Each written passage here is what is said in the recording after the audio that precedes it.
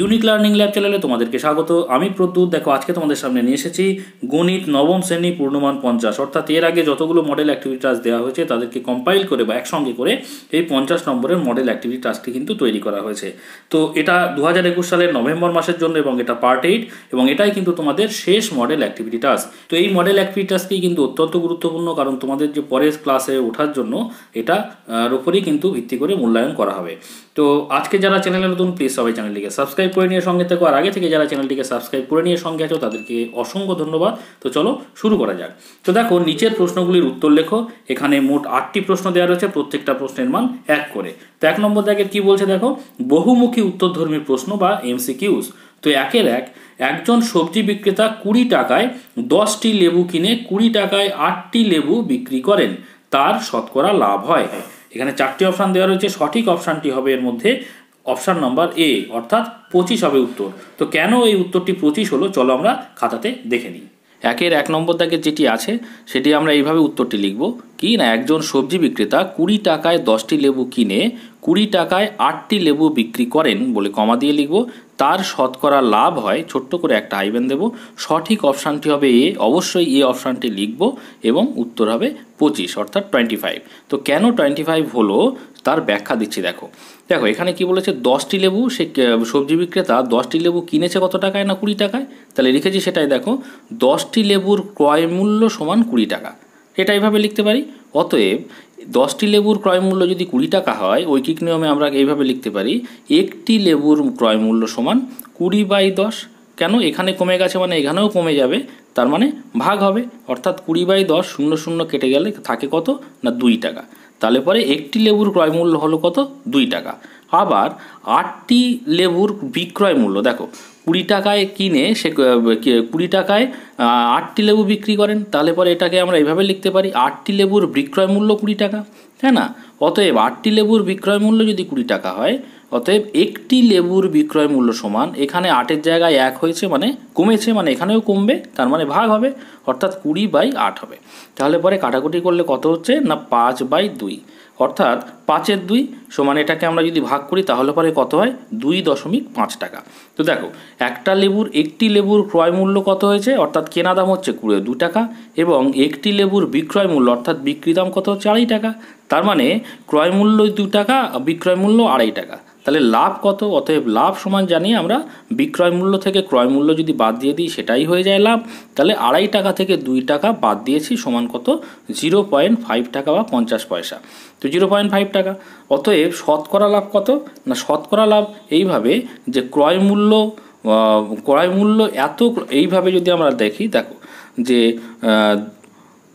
2 টাকাতে লাভ করেছে। দেখো একটা লেবুতে 2 টাকায় কিনেছিল, লাভ করেছে কত না 50 পয়সা, তাহলে 2 টাকাতে লাভ করেছে কত 0.5 টাকা। ওই কেটে আমি যদি করি 1 টাকায় লাভ করেছে কত 0.5/2। অতএব 100 টাকায় লাভ করেছে কত, কেন 100 টাকায় বের করছি, কারণ শতকরা লাভ বের করব। তাহলে 100 টাকায় লাভ করেছে কত 0.5/2 গুণ 100, তাই না? তো সেটাই দেখো এখানে করেছি যে লাভ বাই ক্রয় মূল্য ইন্টু 100 করলেই আমরা শতকরা লাভ পেয়ে যাব। তো কেন কিভাবে হচ্ছে এটা সেটা আমি একটুখানি দেখিয়ে দিলাম এখানটায়, নিশ্চয়ই তোমরা বুঝতে পেরেছো। তো লাভ কত করেছে না 50 পয়সা বা 0.5 টাকা, বাই ক্রয় মূল্য কত না 2 টাকা, ইন্টু 100 করলেই আমরা কি পাবো না শতকরা লাভ। তাহলে পরে এটাই করেছি। এবারে দেখো 0.5কে আমরা দশমিকটা তুলে দিচ্ছি, তার জন্য দশমিক তুলে দেওয়ার জন্য আমরা নিচে কি করেছি না 1-এর পর একটা শূন্য নিয়েছি, অর্থাৎ 10 নিয়েছি। তাহলে উপরে ছিল কত 5 আর 100 এবং নিচে 2 ছিল, এবং দশমিক তুলে দেওয়ার জন্য 1-এর পরে একটা শূন্য হয়েছে। এবারে দেখো 0 কেটে গেল, আর 10 আর 2 কাটাকুটি করলে 5 দুগুণে 10, তাহলে উপরে থাকছে 5 আর 5 অর্থাৎ 5×5 25। ঠিক আছে, তাহলে পরে শতকরা লাভ হয় কত 25। তো এখানে আমরা সঠিক অপশান কোথায় আছে 25 না এ অপশানে, তাহলে সঠিক অপশানটা এটা হবে। উত্তরটা তোমরা এইটা লিখবে। কেন উত্তরটা হলো আমি ব্যাখ্যাটা দিয়ে দিলাম। দেখো 1-এর 2 নম্বর দাগের PQRS ট্র্যাপিজিয়ামের দুটি তির্যক বাহু PS ও QR এর মধ্যবিন্দু যথাক্রমে X ও Y, তবে XY সমান, এখানে 4টি অপশানের মধ্যে সঠিক অপশান হবে অপশান নাম্বার সি, অর্থাৎ হাফ অফ PQ + RS। তো কেন এই উত্তরটি সি হলো চলো আমরা খাতাতে দেখে নিই। তো দেখো খাতাতে এইভাবে উত্তরটা লিখবে, 1-এর 2 নম্বর দাগ, PQRS ট্র্যাপিজিয়ামের দুটি তির্যক বাহু PS ও QR এর মধ্যবিন্দু যথাক্রমে X ও Y, তবে XY সমান C নম্বরটা কি হবে, সঠিক অপশান হবে এবং তার উত্তর হবে half into PQ plus RS। তো এর ব্যাখ্যা দিচ্ছি, দেখো পেজ নাম্বার তোমাদের যে অঙ্ক বই আছে তার পেজ নাম্বার 126 অর্থাৎ প্রয়োগ 5 আছে, সেখান থেকে এই ধারণাটা তোমরা পাবে। দেখো তোমাদের অঙ্ক বইয়ের 126 নম্বর পৃষ্ঠায় এখানে এই প্রয়োগ নম্বর 5, তো এখানেই এটা পাবে যে ABCD ট্র্যাপিজিয়াম এঁকেছে যার দুটি তির্যক বাহু AD ও BC এর মধ্যবিন্দু যথাক্রমে EF। আমি প্রমাণ করি যে EF সমান্তরাল AB এবং EF সমান half of AB plus DC। তো এই জায়গাটা আমি এখন বিস্তারিত বোঝানোর জায়গা নেই, তো আমি জাস্ট এই জায়গাটা তোমরা দেখে নেবে, তাহলে নিশ্চয়ই বুঝতে পারবে, ঠিক আছে। তো আমি এখানটা এঁকেছি, দেখো তো এখানে PQRS একটা ট্র্যাপিজিয়াম, তো এই ক্ষেত্রে কি হবে না XY হচ্ছে এইটা, XY কি না S এবং P আর S এর মধ্যবিন্দু X এবং Q আর R এর যদি মধ্যবিন্দু Y হয়, তাহলে পরে XY সমান কি হবে না half of PQ plus RS, half of PQ plus RS হবে। এটা আর কি হবে না XY সমান্তরাল PQ হবে, সেটাও তোমরা প্রয়োগ নম্বর 5-এ কিন্তু যদি দেখে নাও তাহলে পরে ধারণা ক্লিয়ার হয়ে যাবে, বুঝতে পারলে। তাহলে পরে উত্তরটা তোমরা এইভাবে লিখে দেবে। দেখো 1-এর 3, 105 থেকে 140 শ্রেণীটির পরিসংখ্যা 14 হলে শ্রেণীটির পরিসংখ্যা ঘনত্ব হবে। এখানে 4টে অপশানের মধ্যে সঠিক অপশান হবে অপশান নাম্বার বি অর্থাৎ 0.4। তো কেন এই অপশান নাম্বার বিটি সঠিক হলো চলো আমরা দেখে নিই। তো দেখো 1-এর 3 নম্বর দাগেটার উত্তর এইভাবে লিখবে, 105 কে 140 শ্রেণীটির পরিসংখ্যা 14 হলে শ্রেণীটির পরিসংখ্যা ঘনত্ব হবে, ছোট্ট করে একটা হাইফেন দেবে, দিয়ে সঠিক অপশানটি বি হবে, সেটা বি অবশ্যই লিখবে, তারপরে উত্তর লিখবে 0.4। কেন 0.4 হলো ব্যাখ্যা দিচ্ছি। দেখো 105 থেকে 140 শ্রেণীটির যে শ্রেণী দৈর্ঘ্য কত, আমরা জানি শ্রেণী দৈর্ঘ্য হচ্ছে ঊর্ধ্বসীমা থেকে নিম্নসীমা যদি আমরা বিয়োগ করে দিই তাহলে শ্রেণী দৈর্ঘ্য পাই। তাহলে পরে কী করেছি, ঊর্ধ্বসীমা হচ্ছে 140, তার থেকে বিয়োগ করেছি 105, কত হয়েছে তাহলে শ্রেণী দৈর্ঘ্য হচ্ছে 35। আর পরিসংখ্যা এখানে কত বলে দিয়েছে না 14, তাই না। তো আবার পরিসংখ্যা সমান 14, অতএব শ্রেণীটির পরিসংখ্যা ঘনত্ব, এই সূত্রটা কি, পরিসংখ্যা ঘনত্বের সূত্র হচ্ছে শ্রেণীটির পরিসংখ্যা ডিভাইডেড বাই শ্রেণী দৈর্ঘ্য, ঠিক আছে। তো শ্রেণীটির পরিসংখ্যা কত না, পরিসংখ্যা হচ্ছে 14 এবং শ্রেণীর দৈর্ঘ্য কত 35, তাহলে সেটাই আমরা এখানে লিখে দিয়েছি। তো কাটাকুটি করে দেখা হচ্ছে 7 দিয়ে কাটাকুটি করেছে, 7 দুগুণে 14 এবং 5 7 35, তাহলে পরে কত থাকছে 2/5। এবার 2/5কে যদি আমরা ভাগ করে দিই তাহলে পরে কত হচ্ছে 0.4। তো এখানে তাহলে সঠিক অপশান কত হচ্ছে 0.4। এই 0.4টি কোন নম্বর অপশানে আছে না বি নম্বর অপশান, তাহলে তোমরা উত্তরটা এইভাবে লিখে দেবে। দেখো 1-এর 4 নম্বর দাগের কি বলছে, 3 মিটার লম্বা ও 2 মিটার চওড়া একটি আয়তকার জায়গা 5 ডেসিমিটার বর্গ টালি দিয়ে বাঁধাতে হলে টালি লাগবে। তো এখানে 4টি অপশান দেওয়া রয়েছে, সেই 4টি অপশানের মধ্যে সঠিক অপশান হবে অপশান নাম্বার সি অর্থাৎ 24টি হবে উত্তর। তো কেন এই অপশান নাম্বার সিটি সঠিক হলো চলো আমরা খাতাতে দেখে নিই। তো তোমরা 1-এর 4 নম্বরটি উত্তর এইভাবে লিখবে, 3 মিটার লম্বা ও 2 মিটার চওড়া একটি আয়তকার জায়গা 5 ডেসিমি বর্গ টালি দিয়ে বাঁধাতে হলে টালি লাগবে, ছোট করে একটা হাইফেন দিয়ে লিখবে যে সি অপশানটা যেহেতু সঠিক অবশ্যই সি অপশানটা লিখবে, তারপরে উত্তর লিখবে 24টি। তো কেন 24টি হলো আমি ব্যাখ্যা দিয়ে দিচ্ছি, দেখো বা উত্তর লিখে দিচ্ছি। দেখো তো দেখো আয়তকার জায়গাটির দৈর্ঘ্য কত, এখানে যেহেতু আয়তকার জায়গা 5 ডেসিমিটার বর্গ টালি দিয়ে বাঁধাতে হবে, তার মানে ডেসিমিটারে আমাকে বের করতে হবে সব কিছু ক্ষেত্রফলগুলো, ঠিক আছে। তো এখানে সব মিটারে আছে, এই ওপরে যেগুলো মিটার আছে সব আমরা ডেসিমিটারে নিয়ে যাব। তো দেখো আয়তকার জায়গাটির দৈর্ঘ্য কত, দৈর্ঘ্য বলেছে 3 মিটার, তাহলে এখানে লিখলাম সমান 3 মিটার। তাহলে মিটারকে আমরা ডেসিমিটারে নিয়ে যাব, তাহলে মিটার থেকে ডেসিমিটার কত ঘর, 1 ঘর। তাহলে আমরা জানি বাঁদিক থেকে ডান দিকে যদি যাই তাহলে কি হয়, প্রত্যেকটা ঘরের জন্য 10 করে গুণ হয়ে যায়। তাহলে মিটার থেকে ডেসিমিটারে যাব, একটা করে 10 গুণ করে দেবো, তাহলে 3 গুণ 10 ডেসিমিটার সমান 30 ডেসিমিটার হলো। ঠিক একই রকমভাবে এবং আয়তকার জায়গাটির প্রস্থ সমান কত না, প্রস্থ সমান এখানে বলেছে 2 মিটার, তাহলে লিখেছি এখানে 2 মিটার সমান ডেসিমিটারে নিয়ে যাব, তাহলে একই রকমভাবে 2 গুণ 10 ডেসিমিটার করলাম সমান 10 দুগুণে কত 20 ডেসিমিটার পেলাম। এবারে দৈর্ঘ্য পেয়ে গেছি, প্রস্থ পেয়ে গেছি, অতএব আয়তকার জায়গাটির ক্ষেত্রফল সমান কত আমরা জানি, ক্ষেত্রফলের সূত্র দৈর্ঘ্য গুণ প্রস্থ লিখলাম। তো দৈর্ঘ্য পেয়েছি 30 ডেসিমিটার, প্রস্থ পেয়েছি 20 ডেসিমিটার, এখানে লিখে দিলাম 30 গুণ 20 বর্গ ডেসিমিটার, যেহেতু ক্ষেত্রফল বর্গ ডেসিমিটার হয় তো এখানে লিখেছি বর্গ ডেসিমিটার সমান 30 আর 20 যদি গুণ করি তাহলে 3 দুগুণে 6 আর দুটো শূন্য পরপর বসালে হয় 600 বর্গ ডেসিমিটার হলো। এইবারে বর্গাকার যে টালি, এখানে দেখো আয়তকার জায়গাটি 5 ডেসিমিটার বর্গ টালি, 5 ডেসিমিটার বর্গ টালি দিয়ে বাঁধাতে হবে, তাই না? তাহলে কটা টালি লাগবে? তাহলে পরে এখানে টালির ক্ষেত্রফলটা বের করে নিতে হবে। তো দেখো আবার বর্গাকার টালির ক্ষেত্রফল সমান বাহু স্কোয়ার। তাহলে টালির একটি বাহুর দৈর্ঘ্য কত বলেছে? 5 ডেসিমিটার, তাই না? তো অতএব বা সেটার ক্ষেত্রফল কত বলেছি না, বাহু স্কোয়ার সমান একটি বাহুর দৈর্ঘ্য যেহেতু 5, তাহলে 5 গুণ 5 বা 5 স্কোয়ারও করতে পারি। তো 5 স্কোয়ার বর্গ ডেসিমিটার সমান 5 5 25 বর্গ ডেসিমিটার। তো এটা কি পেলাম না, বর্গাকার টালির ক্ষেত্রফল পেলাম। এবারে তাহলে আমার কটি টালি লাগবে? তাহলে আমার আয়তকার জায়গাটির ক্ষেত্রফল হচ্ছে 600 বর্গ ডেসিমিটার এবং প্রত্যেকটা বর্গাকার টালির ক্ষেত্রফল হচ্ছে 25 বর্গ ডেসিমিটার। তাহলে পরে টালির সংখ্যা পেতে গেলে এই যে মোট যে ক্ষেত্রফল, জায়গাটির যে মোট ক্ষেত্রফল, তাকে আমরা বর্গাকার টালি দিয়ে যদি ভাগ করে দিই, টালির ক্ষেত্রফল দিয়ে যদি ভাগ করে দিই, তাহলে টালির সংখ্যা পেয়ে যাব। সেটাই এখানে করা হয়েছে। দেখো অতএব নির্ণেয় টালির সংখ্যা সমান মোট ক্ষেত্রফল হচ্ছে 600, তো 600 লেখা হয়েছে, আর বর্গাকার টালির ক্ষেত্রফল হচ্ছে 25 বর্গ ডেসিমিটার, তাহলে 25 দিয়ে ভাগ করে দেওয়া হয়েছে। দেখো কাটাকুটি করা হয়েছে। দেখো প্রথমে 5 দিয়ে কেটে উপরে হচ্ছে 120, 5 দিয়ে কাটলে 5 5 25, আবার 5 দিয়ে যদি আমরা 120কে ভাগ করি বা কাটাকুটি করি তাহলে পাচ্ছি কত? 24টি। তাহলে কত পেলাম আমরা টালির সংখ্যা? 24টি। তাহলে সঠিক অপশান কোথায় ছিল না, সি নম্বর অপশানে ছিল 24টি। তোমরা উত্তরটি এইভাবে লিখে দেবে। একের 5 নম্বর দাগের কি বলছে? শতকরা লাভ 10 হলে ক্রয় মূল্য ও বিক্রয় মূল্যের অনুপাত হবে। তো এখানে 4টি অপশান দেওয়া রয়েছে। এই 4টি অপশানের মধ্যে সঠিক অপশান হবে অপশান নাম্বার সি, অর্থাৎ 10:11। তো কেন এই উত্তরটি সঠিক হলো দেখে নাও। উত্তর এইভাবে হবে, আমি নীল কালি দিয়ে লিখেছি। দেখো শতকরা লাভ 10 টাকা হলে ক্রয় মূল্য ও বিক্রয় মূল্যের অনুপাত হবে বলে ছোট একটা তীর চিহ্ন দেবে, তারপরে সঠিক অপশানটা হবে সি এবং লিখবে 10:11। তো কেন এই পর্যন্ত কিন্তু উত্তর, ঠিক আছে, এই পর্যন্ত লিখলেই হবে। এবার কেন এই উত্তরটি হলো আমি ব্যাখ্যা দিয়ে লিখছি। দেখো কালো কালি দিয়ে, এই কালো কালি দিয়ে যে ব্যাখ্যাটা লিখেছি এটা কিন্তু তোমাদের লেখার দরকার নেই, তোমাদের বোঝার জন্য লিখেছি, ঠিক আছে। তো দেখো ধরি ক্রয় মূল্য সমান 100 টাকা। এখানে কি বলেছে? শতকরা লাভ 10 টাকা হলে, তাহলে ক্রয় মূল্য ধরেছে 100 টাকা। অতএব বিক্রয় মূল্য সমান কত? 100 টাকা ক্রয় মূল্য, তার উপরে 10 টাকা লাভ হয়েছে শতকরা। শতকরা মানে 100 টাকার উপরে লাভ, তাই না? তার জন্য বিক্রয় মূল্য হচ্ছে 100 যোগ 10 অর্থাৎ 110 টাকা।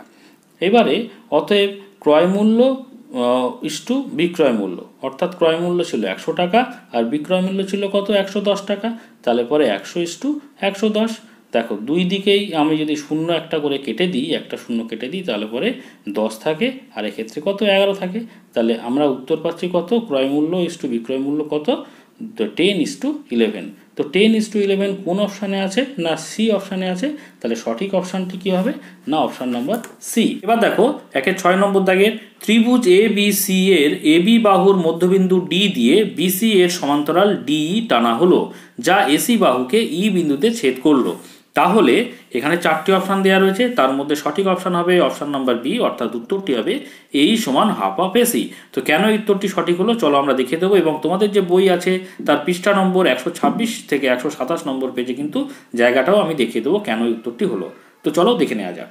দেখো উত্তরটা তোমরা আমি যে নীল কালি দিয়ে লিখেছি এইটুকু লিখে দিলেই হবে যে কি না, ত্রিভুজ এবিসি এর এবি বাহুর মধ্যবিন্দু ডি দিয়ে বিসি এর সমান্তরাল ডি টানা হলো, যা এসি বাহুকে ই বিন্দুতে ছেদ করলো। তাহলে তীর চিহ্ন দিয়ে লিখবে সঠিক অপশান বি, হিদ্দাম্বর দাগেরটা হবে।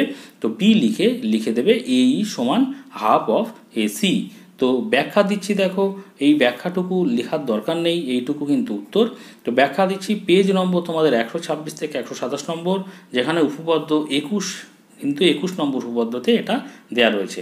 তো দেখো আমি এই যে এখানে যে অনুযায়ী দেওয়া রয়েছে সেই অনুযায়ী চিত্রটি এঁকেছি কি না, ত্রিভুজ এবিসি এর, দেখো ত্রিভুজ এবিসি এর এবি বাহুর মধ্যবিন্দু ডি। দেখো এবি বাহুর মধ্যবিন্দু হচ্ছে ডি। এবার ডি দিয়ে বিসি এর সমান্তরাল ডি টানা হলো। এই যে বিসি এর সমান্তরাল ডি টানা হলো, এই বাহুটার সমান্তরাল হচ্ছে এই বাহুটা।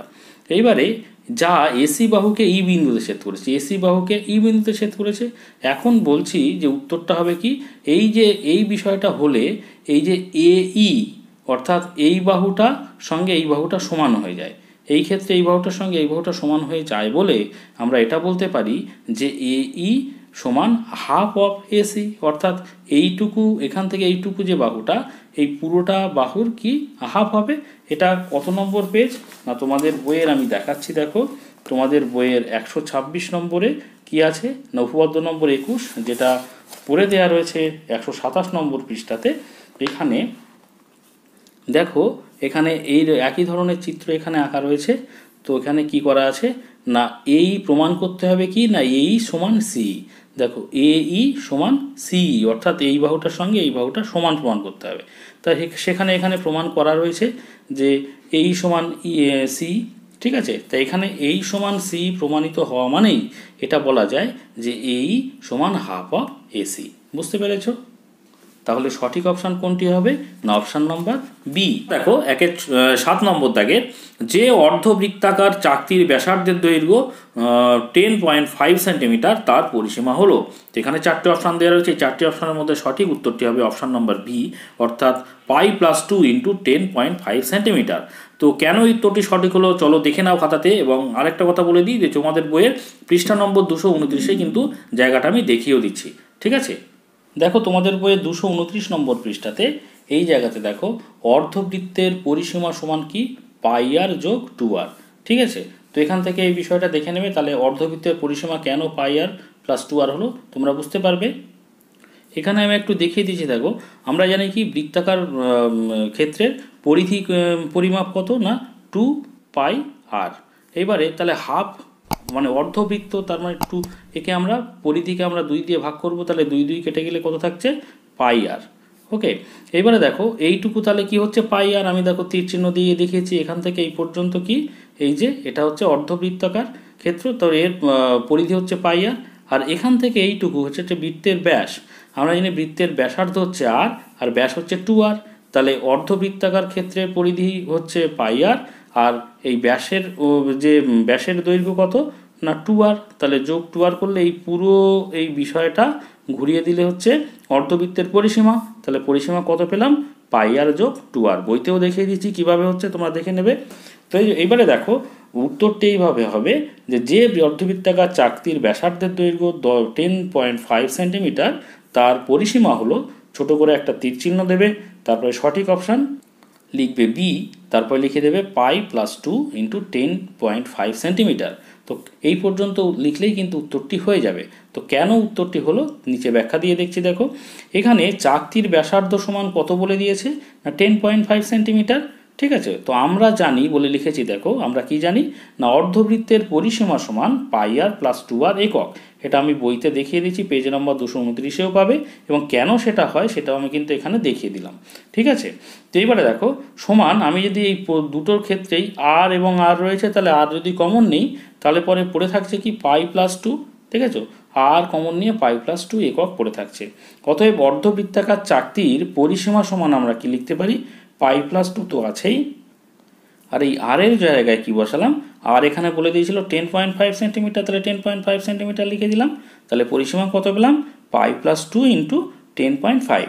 তো এই উত্তরটি কত নম্বর অপশানে রয়েছে না অপশান নম্বর বিতে আছে। তাহলে সঠিক অপশান অবশ্যই অপশান নম্বর বি হবে। এবার দেখো 8 নম্বর দাগেরটি যে বর্গাকার চিত্রে কর্ণের দৈর্ঘ্য 13√2 সেন্টিমিটার তার একটি বাহুর দৈর্ঘ্য হবে। তো এখানে 4টি অপশান দেওয়া রয়েছে, তার মধ্যে সঠিক অপশান বা সঠিক উত্তরটি হবে অপশান নম্বর ডি, অর্থাৎ 13 সেন্টিমিটার।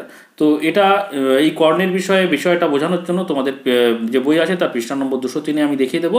এবং উত্তরটি কেন হলো চলো আমি খাতাতেও দেখিয়ে দিচ্ছি। দেখো তোমাদের বইয়ের 203 নম্বর পৃষ্ঠাতে এখানে দেখে নেবে এইটা কর্ণের দৈর্ঘ্য সমান কি আছে না √2 ইন্টু একটি বাহুর দৈর্ঘ্য। তাহলে দেখো এখানে আমি উত্তরটা এইভাবে লিখছি, মানে ব্যাখ্যা দিচ্ছি। দেখো আমরা জানি বর্গক্ষেত্রের কর্ণের দৈর্ঘ্য সমান √2 ইন্টু একটি বাহুর দৈর্ঘ্য। এটা 203 নম্বর পৃষ্ঠাতে আমি দেখিয়ে দিলাম, ঠিক আছে। অতএব প্রশ্ন অনুযায়ী লেখা যায় √2 ইন্টু একটি বাহুর দৈর্ঘ্য, অর্থাৎ এটা হচ্ছে কর্ণের দৈর্ঘ্য। কিন্তু এখানে বিবৃতিতে কি বলা আছে না কর্ণের দৈর্ঘ্য বলে দিয়েছে না 13√2 সেন্টিমিটার। তাহলে এইটা সমান আমি 13√2 লিখতে পারি, তাই না। অতএব এইটা দেখো √2টা একটি বাহুর দৈর্ঘ্যের সঙ্গে গুণের সম্পর্কে রয়েছে। অতএব আমি একটি বাহুর দৈর্ঘ্য সমান লিখতে পারি এই যে √2টা গুণ আকারে আছে ওই দিকে যদি সমান চিহ্নের ওদিকে চলে যায় তাহলে পরে ভাগ হয়ে যাবে, অর্থাৎ নিচে চলে যাবে, তাহলে √2টা নিচে চলে এলো। এবার √2 কাটা গেল, তাহলে উপরে পড়ে থাকছে কি না 13, তাহলে 13 সেন্টিমিটার উত্তর পেলাম। তাহলে একটি বাহুর দৈর্ঘ্য পেলাম আমরা 13 সেন্টিমিটার। তাহলে পরে আমরা উত্তরটা এইভাবে লিখব, যে বর্গাকার চিত্রে কর্ণের দৈর্ঘ্য 13√2 সেন্টিমিটার তার একটি বাহুর দৈর্ঘ্য হবে, অ্যারো চিহ্ন দেবে একটা, তারপরে সঠিক অপশান ডি হবে, কারণ ডি নম্বর অপশনেই 13 সেন্টিমিটার উত্তরটি দেওয়া আছে। তো এইটুকু লিখলেই কিন্তু উত্তরটি হয়ে যাবে। দেখো 2 নম্বর দাগের সত্য মিথ্যা বা ট্রু ফলস লেখো। তো এখানে মোট 8টি প্রশ্ন দেওয়া রয়েছে, প্রত্যেকটা প্রশ্নের মান 1 করে। তো দেখো 1 নম্বর দাগের 2-1 কি বলছে, এ বি সি সমকোণী ত্রিভুজের কোণ বিএসি সমান 90 ডিগ্রি এবং বিসি এর মধ্যবিন্দু ডি হলে এডি সমান হাফ অফ বিসি। তো এটা সত্য না মিথ্যা বিবৃতি চলো আমরা দেখে নিই। আর তোমাদের যে বই আছে তার পৃষ্ঠা নম্বর 128-এও কিন্তু বিষয়টা আমি বুঝিয়ে দেবো। তো এটা আমি বলে দিই এটা একটা সত্য বিবৃতি। তো কেন এটা সত্য হলো চলো আমরা দেখে নিই। তো 2-1 নম্বর দাগের উত্তরটি এটা হবে। তো এবিসি সমকোণী ত্রিভুজের কোণ বিএসি সমান 90 ডিগ্রি এবং বিসি এর মধ্যবিন্দু ডি হলে এডি সমান হাফ অফ বিসি। আগে এই কথাটা পুরো লিখবে, লিখে উত্তর লিখবে বিবৃতিটি সত্য। তো কেন ব্যাখ্যা দিচ্ছি দেখো, পেজ নম্বর 128 তোমাদের যে গণিত বই তার 128 নম্বর পেজে প্রয়োগ নম্বর 7 যদি তোমরা দেখে নাও তাহলে পরে বুঝতে পারবে। তো দেখো তোমাদের বইয়ের 128 নম্বর পৃষ্ঠা, তো সেখানে প্রয়োগ 7 সেখানে কি আছে দেখো এটাই রয়েছে। তো দেখো এবিসি ত্রিভুজের আঁকলো যার বিএসি কোণ সমকোণ মানে আর অতিভুজ বিসি এর উপর মধ্যবিন্দু হচ্ছে ডি, আমি যুক্তি দিয়ে প্রমাণ করি যে এডি সমান হাফ অফ বিসি। দেখতে পাচ্ছ এই অঙ্কটাই এখানে দিয়েছে। তো এই যদি ধারণাটা পেতে চাও তাহলে পরে এই জায়গাটা একটুখানি দেখে নিও, তাহলে পরে ক্লিয়ার হয়ে যাবে। ঠিক আছে, তো আমরা এটা কি অবশ্যই কি বলবো, সত্য বিবৃতি বলবো। তোমরা যদি পেজ নম্বর 128-এ প্রয়োগ নম্বর 7 দেখে নাও তাহলে নিশ্চয়ই বুঝতে পারবে। দেখো 2 নম্বর দাগের একটি পরিসংখ্যা বিভাজন তালিকায় একটি শ্রেণীর মধ্যবিন্দু 10 এবং প্রতিটি শ্রেণীর শ্রেণী দৈর্ঘ্য 6 হলে শ্রেণীটির নিম্নসীমা হবে 8। তো এই যে বিবৃতি এটা কিন্তু একটা মিথ্যা বিবৃতি। তো আমি এখানে লিখে দিই মিথ্যা, উত্তরটি কিভাবে লিখতে হবে খাতাতেও দেখিয়ে দেবো এবং কেন এটা মিথ্যা হলো চলো আমরা দেখে নিই। তো দেখো 2 নম্বর দাগের যে প্রশ্নের যে বিবৃতিটি ছিল সেটা আগে পুরো লিখে নিয়েছি, যে একটি পরিসংখ্যা বিভাজন তালিকায় একটি শ্রেণীর মধ্যবিন্দু 10 এবং প্রতিটি শ্রেণীর শ্রেণী দৈর্ঘ্য 6 হলে শ্রেণীটির নিম্নসীমা হবে 8। তো পুরো বিবৃতিটি লিখে নিয়ে উত্তর লিখবে বিবৃতিটি মিথ্যা। কেন মিথ্যা ব্যাখ্যা দিচ্ছি দেখো, ধরি শ্রেণীটির উচ্চসীমা বা ঊর্ধ্বসীমা সমান এ এবং শ্রেণীটির নিম্নসীমা সমান বি। কেন এখানে বলছে শ্রেণীটির মধ্যবিন্দু 10, তা আমি তো ঊর্ধ্বসীমা এবং নিম্নসীমা জানি না, ওই জন্য ধরে নিয়েছি ঊর্ধ্বসীমা এ এবং নিম্নসীমা হচ্ছে বি। অতএব শর্তানুসারে আমরা লিখতে পারি যেহেতু মধ্যবিন্দু হচ্ছে 10 তাহলে a প্লাস b/2 = 10 লিখতে পারি, তাই না? অতএব বা a প্লাস বিকে রাখলাম, যদি আমরা 10-এর নিচে কিছু নেই মানে 1 আছে তাহলে কোনাকুনি গুণ করলে কত হবে 10 দুগুণে 20, তাহলে a প্লাস বি = 20, তাহলে এটাকে আমরা 1 নম্বর সমীকরণ হিসাবে রাখলাম। আবার এখানে বলেছে প্রতিটি শ্রেণীর শ্রেণী দৈর্ঘ্য 6, তাহলে প্রতিটি শ্রেণীর শ্রেণী দৈর্ঘ্য মানে কি ঊর্ধ্বসীমা থেকে নিম্নসীমার বিয়োগ করলে শ্রেণী দৈর্ঘ্য পাই। এখানে ঊর্ধ্বসীমা আমি কত ধরেছি a এবং নিম্নসীমা ধরেছি b, তাহলে a মাইনাস b = 6, এটা আমরা 2 নম্বর সমীকরণ হিসাবে রাখলাম। এইবারে আমরা যেহেতু নিম্নসীমা বের করব, কারণ নিম্নসীমাই এখানে জানতে চেয়েছে, এখানে বলেছে 8, এটা আমরা দেখব ঠিক কি ভুল, তাই না? তো নিম্নসীমা কোনটা বি এর মান বের করব। বি এর মান বের করার জন্য আমরা কি করেছি 1 নম্বর এবং 2 নম্বর বিয়োগ করে পাই। 1 নম্বর থেকে এবং না লিখে এখান লিখবে 1 নম্বর থেকে 2 নম্বর বিয়োগ করে পাই। তো 1 নম্বর কি ছিল a প্লাস বি = 20, এই যে লিখেছি। আর 2 নম্বর কি ছিল a মাইনাস বি = 6, ঠিক আছে? তো এবারে বিয়োগ করছি, যেহেতু এখানে প্লাস আছে মানে এখানে মাইনাস নিলাম, এখানে মাইনাস মানে এখানে প্লাস, এখানে প্লাস মানে এখানে মাইনাস। তো দেখো প্লাসে মাইনাসে কেটে গেল a, তাহলে পরে এখানে প্লাস বি এখানে প্লাস বি, তাহলে 2b হলো। আর এখানে কত হলো 20 বিয়োগ 6, তার মানে 14। অতএব b = কত, এখানে 2b এর সঙ্গে গুণের সম্পর্কে রয়েছে, এদিকে গেলে কি ভাগ হয়ে যাবে সমান চিহ্নের এদিকে, তারপরে 14/2 হয়ে যাচ্ছে। কাটাকুটি করলে কত হচ্ছে 14/2, এখানে 7 দুগুণে 14 সমান আমরা কি লিখতে পারি 7। অর্থাৎ নিম্নসীমা, যেহেতু b আমরা ধরেছিলাম কি নিম্নসীমা, সেজন্য দেখো নিম্নসীমা আমরা পেয়েছি কত 7, কিন্তু বিবৃতিতে বলছে নিম্নসীমা হবে 8, তাহলে অবশ্যই বিবৃতি এখানে 7 হওয়া উচিত ছিল, ভুল আছে, ওই জন্য লিখেছি বিবৃতিটি মিথ্যা। ও 2-3 নম্বর দাগের কি বলছে, একটি সামান্তরিক আকারের ক্ষেত্র, একটি আয়তক্ষেত্র এবং একটি ত্রিভুজাকার ক্ষেত্র একই ভূমি ও একই সমান্তরাল সরলরেখা যুগলের মধ্যে অবস্থিত এবং তাদের ক্ষেত্রফল যথাক্রমে পি আর ও টি হলে P equal to R equal to T হবে। তো এই যে বিবৃতি, এটাও কিন্তু একটা মিথ্যা বিবৃতি। ঠিক আছে, তো উত্তরটি কিভাবে লিখবে আমি খাতাতে দেখিয়ে দেবো, কেন এটা মিথ্যা হলো সেটাও দেখিয়ে দেবো। তো তোমাদের যে বই আছে তার পৃষ্ঠা নম্বর 182তেও কিন্তু বিষয়টা আমি বুঝিয়ে দেবো। তো চলো বুঝে নেওয়া যাক। তো দেখো 2-3 নম্বর দাগে যে বিবৃতিটা দেওয়া আছে পুরো বিবৃতিটা আমরা লিখে নিলাম। ঠিক আছে, এইবারে উত্তর লিখবে বিবৃতিটি মিথ্যা। কেন মিথ্যা ব্যাখ্যা দিচ্ছি দেখো, পেজ নম্বর এটা একটুখানি বুঝতে হবে। তো পেজ নম্বর 182 উপপাদ্য 24, তো উপপাদ্য 24 182 নম্বর পৃষ্ঠা তোমাদের অঙ্ক বইতে দেখো 182 নম্বর পৃষ্ঠা। তো এখানে দেখো ত্রিভুজ ও কোনো সামান্তরিক একই ভূমি ও একই সমান্তরাল সরলরেখা যুগলের মধ্যে অবস্থিত হলে ত্রিভুজের ক্ষেত্রফল সামান্তরিক আকার ক্ষেত্রফলের অর্ধেক হবে। বুঝতে পেরেছো? এই জায়গাটা তোমরা পড়ে নেবে, তাহলে একটা ধারণা ক্লিয়ার হবে। এই ধারণা থেকে আমি এই ছবিটা থেকে দেখাচ্ছি, দেখো এখানে ছবি একই, এখানে এই ত্রিভুজটি এবং এই যে সামান্তরিকটি একই সমান্তরাল যুগলের মধ্যে, একই সমান্তরাল সরলরেখা যুগলের মধ্যে অবস্থিত এবং একই ভূমি। ঠিক আছে, তো এই ক্ষেত্রে আমরা কি দেখলাম না, ত্রিভুজের ক্ষেত্রফলটা কি হবে না সামান্তরিক ক্ষেত্রফলের অর্ধেক হবে। তাহলে আমরা লিখেছি সেই জন্য ত্রিভুজের ক্ষেত্রফল সমান হাফ অফ সামান্তরিকের ক্ষেত্রফল। তো ত্রিভুজের ক্ষেত্রফল এখানে কি বলে দিয়েছিল দেখো, একটি ত্রিভুজের ক্ষেত্রফল কত না টি। বুঝতে পেরেছো? তো টি ওই জন্য লিখেছি, অতএব টি সমান, আর সামান্তরিকের ক্ষেত্রফল কত বলেছি দেখো, সামান্তরিক আকারের ক্ষেত্র সেটা কি বলেছিল ক্ষেত্রফল পি, তাহলে পরে টি সমান হাফ অফ পি লিখতে পারি, আমরা দেখেছি কেন। এইবারে দেখো, অতএব পি সমান, এই যে পি সমান আমরা কি লিখতে পারি, এই যে টি এর নিচে কিছু নেই মানে 1 আছে, তারপরে 2 আর টি কী হবে কোনাকুনি গুণ হবে, তারপরে পি ইকুয়াল টু কী লিখতে পারি 2t, এটা 1 নম্বর। ঠিক আছে, এইবারে দেখো আবার পেজ নম্বর 178 উপপাদ্য 23 নম্বর দেখে নেওয়া যাক। দেখো 178 নম্বর পৃষ্ঠাতে তোমাদের আরেকটা উপপাদ্য 23 নম্বর উপপাদ্যতে রয়েছে যে সকল সামান্তরিক একই ভূমি ও একই সমান্তরাল সরলরেখা যুগলের মধ্যে অবস্থিত তাদের ক্ষেত্রফল সমান। বুঝতে পারলে? তো এই ধারণা অনুযায়ী তোমরা ওই জায়গাটা দেখে নেবে। তো আমি এখানে একটা ছবি এঁকেছি, দেখো এইটা একটা সামান্তরিক আর এই মাঝখানেরটা কি, এটা একটা আয়তক্ষেত্র DEBF একটা আয়তক্ষেত্র, আর DABC এটা সামান্তরিক। তো তোমরা নিশ্চয়ই জানো যে আয়তক্ষেত্র কিন্তু একটা সামান্তরিক। তাহলে এই যে আয়তক্ষেত্র এবং একটা সামান্তরিক, এই দুটোই সামান্তরিক কি আছে না সমান্তরাল সরলরেখা যুগলের মধ্যে রয়েছে এবং একই ভূমির মধ্যে রয়েছে। ঠিক আছে, তাহলে পরে এখানে কি হয় না সামান্তরিকগুলির ক্ষেত্রফল সমান হবে। তাহলে পরে এখানে সামান্তরিক অর্থাৎ সামান্তরিকের ক্ষেত্রফল আমরা এখানে দেখেছিলাম কি পি, আর আয়তক্ষেত্রের ক্ষেত্রফল আমরা দেখেছিলাম কি আর। ঠিক আছে, তো আমরা এখানে লিখতে পারি পি ইকুয়াল টু আর। ঠিক আছে, এই যে ধারণা অনুযায়ী পি ইকুয়াল টু আর, এটা হচ্ছে 2 নম্বর।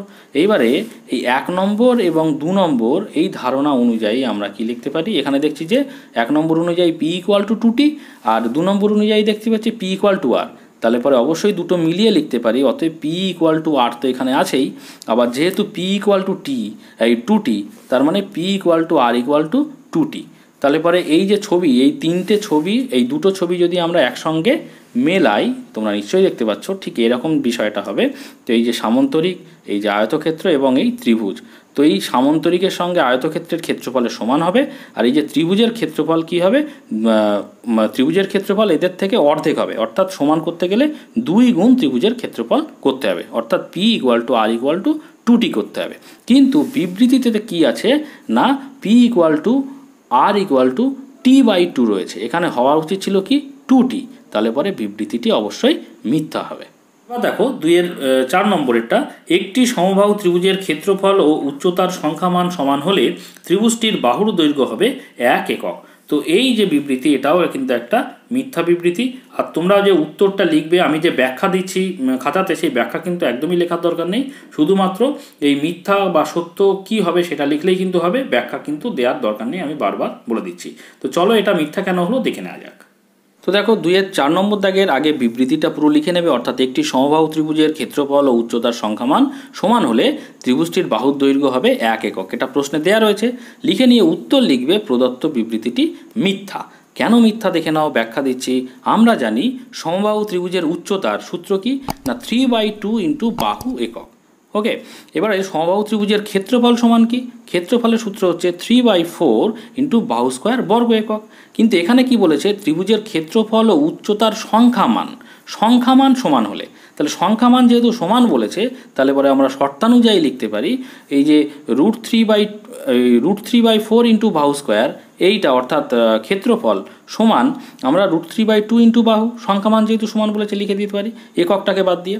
এবারে দেখো এখানে কি হচ্ছে, এই যে 4 নিচে আছে 4, এখানে আছে 2, তাহলে কাটাকুটি করা যায়, এরা ভাগের সম্পর্কে থাকে, তো 2 আর 4 কাটাকুটি করলে এখানে থাকছে 2, ওপরে √3 কেটে গেল, আর এখানে বাহু স্কোয়ার, বাহু আর বাহু স্কোয়ার কাটলে একটা বাহু পড়ে থাকে। তাহলে পরে এখানে কি বাঁদিকে কি থাকছে না, ওপরে থাকছে বাহু, নিচে থাকছে 2, তাহলে বাহু/2 করলাম, এবং ডান দিকে সব কাটাকুটি হয়ে গেছে, তাহলে পরে থাকছে 1। এবারে দেখো 1 এর নিচে কিছু নেই মানে 1 আছে, তাহলে পরে কোনাকুনি যদি গুণ করি তাহলে বাহু 1কে বাহু আর 2 1কে 2, তাহলে অতএব বাহু সমান কত পেলাম, 2 একক। কিন্তু বিবৃতিতে বলেছে কি না, ত্রিভুজটির বাহুর দৈর্ঘ্য হবে 1 একক, তাহলে পরে এখানে 2 একক হওয়া উচিত ছিল, তাহলে অবশ্যই প্রদত্ত বিবৃতিটি মিথ্যা। তোমরা উত্তরটি এইভাবে লিখে দেবে। দেখো 2-এর 5 নম্বরটা কি বলছে, ধার্য মূল্যের উপর ছাড় নির্ভর করে। এই যে বিবৃতি, এটা কিন্তু একটা সত্য বিবৃতি, কারণ আমরা জানি ধার্য মূল্যের উপরেই কিন্তু ছাড় নির্ভর করে। তো তোমাদের যে বই আছে তার পৃষ্ঠা নম্বর 143 আমি ধারণা দিয়ে দিচ্ছি, আর কিভাবে এই উত্তরটা লিখতে হবে সেটাও আমি খাতাতে দেখিয়ে দিচ্ছি, চলো দেখে নাও। ধার্য মূল্যের উপর ছাড় নির্ভর করে, উত্তর লিখছো এইভাবে, প্রদত্ত বিবৃতিটি সঠিক বা সত্য। ঠিক আছে, তো 143 নম্বর পৃষ্ঠাতে দেখো, তোমাদের বইয়ের 143 নম্বর পৃষ্ঠাতে এই জায়গাটাতে একটু দেখে নেবে, তাহলেই বুঝতে পারবে যে বইয়ের উপরে লেখা মূল্যটি হলো ধার্য মূল্য, এবং এখান থেকে ছাড় বা ডিসকাউন্ট দেওয়া হয়েছে, তাহলে 50 টাকা একটা বইয়ের দামের ধার্য মূল্যের বই 45 টাকায় বিক্রয় করলেন, অর্থাৎ কি 50 টাকা ধার্য মূল্যের বই 5 টাকা ছাড় দিয়ে 45 টাকায় বিক্রি করেছেন, অর্থাৎ এখান থেকে বুঝতে পারছো যে ধার্য মূল্যের ওপরেই কি ছাড় দেয়া হয়। তো এই জায়গাটা একটু দেখে নেবে, তাহলে আরও একদম ধারণা ক্লিয়ার হয়ে যাবে। তো 2-এর 6 নম্বর দাগের, পরিসংখ্যা বহুভুজ অঙ্কনের জন্য প্রথম শ্রেণীর ঠিক আগের একটি শ্রেণীর পরিসংখ্যা হবে 0। তো এটা একটা সত্য বিবৃতি। তো তোমরা উত্তরটি কিভাবে লিখবে সেটা আমি খাতায় দেখিয়ে দিয়েছি, যার সঙ্গে সঙ্গে তোমাদের যে বই আছে তার পৃষ্ঠা নম্বর 168 থেকে 169 নম্বরে তোমরা কিন্তু যদি পড়ে নাও তাহলে পরে এই বিষয়টা ধারণা পেয়ে যাবে। ঠিক আছে, চলো আমি দেখিয়ে দিচ্ছি, দেখে নাও। তো দেখো উত্তরটি তোমরা এইভাবে লিখবে, আগে বিবৃতিটি আগে লিখে নেবে, আর উত্তরটি এইভাবে লিখবে, প্রদত্ত বিবৃতিটি সত্য। তো তোমাদের বইয়ের যে 68-69 পেজ আমি দেখিয়ে দিই, ধরো একটা কত না 169 পেজ তোমাদের বইয়ের। তো এই জায়গাটাতে দেখো যে কি আছে না, এবার বিন্দুগুলি পরস্পর সরলরেখার দ্বারা যোগ করলাম এবং বহুভুজটি অঙ্কন সম্পূর্ণ করার জন্য এক্স অক্ষের উপর প্রথম শ্রেণী সীমানার ঠিক আগের শ্রেণী সীমানার শূন্য পরিসংখ্যা বিশিষ্ট মধ্যবিন্দু ও শেষ শ্রেণী সীমানার ঠিক পরের শ্রেণী সীমানার শূন্য পরিসংখ্যা বিশিষ্ট মধ্যবিন্দু ও সরলরেখাংশ দিয়ে যোগ করে নির্ণেয় বহুভুজটি পেলাম। তাহলে বুঝতে পারছো আগের শ্রেণী সীমানার কি আছে এখানে, যে এক্স অক্ষের প্রথম শ্রেণী সীমানার ঠিক আগের শ্রেণী সীমানার শূন্য পরিসংখ্যা বিশিষ্ট মধ্যবিন্দু ধরা হচ্ছে। তাহলে পরে বুঝতে পারছো, এই জায়গাটা পড়ে নেবে, তাহলে আরও পরিষ্কার হয়ে যাবে। দেখো 2-এর 7 নম্বরেরটা, এখানে একটা ছবি দেওয়া রয়েছে এবং লেখা আছে চিত্রে ABCD বর্গক্ষেত্রের ক্ষেত্রফল ABEF রম্বস আকার ক্ষেত্রের ক্ষেত্রফলের সমান। তো এটা কিন্তু একটা মিথ্যা বিবৃতি। তো কিভাবে উত্তরটি লিখবে এবং কেন এটা মিথ্যা হলো, তোমাদের যে অঙ্ক বই আছে তার 181 নম্বর পৃষ্ঠাতে আমি দেখিয়ে বুঝিয়ে দিচ্ছি, বুঝে নাও। দেখো তোমাদের বইয়ের 181 নম্বর পৃষ্ঠাতে এই জায়গাটাতে প্রয়োগ 3-এ কি আছে না, আমি যুক্তি দিয়ে প্রমাণ করি যে ABCD বর্গক্ষেত্রের ক্ষেত্রফল ABEF বর্গক্ষেত্র নয় এমন রম্বস আকার ক্ষেত্রের ক্ষেত্রফল চেয়ে বেশি। বুঝতে পারছো, সমান নয়, বেশি। তো সেখানে এখানে প্রমাণ করা হয়েছে। দেখো এই যে চিত্রটাই তোমরা কোশ্চেন পেপারে দেখেছো, তো এখানে কি বলা হচ্ছে, ABCD বর্গক্ষেত্রের ক্ষেত্রফল গ্রেটার দ্যান ABEF রম্বস আকার ক্ষেত্রের ক্ষেত্রফল। তাহলে পরে ক্ষেত্রফলটা সমান নয়। বুঝতে পারছো এখানটায়, এটা তোমরা দেখে নেবে, বুঝে নেবে, তাহলে পরে ধারণা তোমাদের একদম পরিষ্কার হয়ে যাবে। তাহলে আমি উত্তরটি কিভাবে লিখব না, বিবৃতি যেটা দেয়া রয়েছে সেটা আমরা আগে লিখে নেব, তারপরে উত্তরটা এইভাবে লিখব, প্রদত্ত বিবৃতিটি মিথ্যা।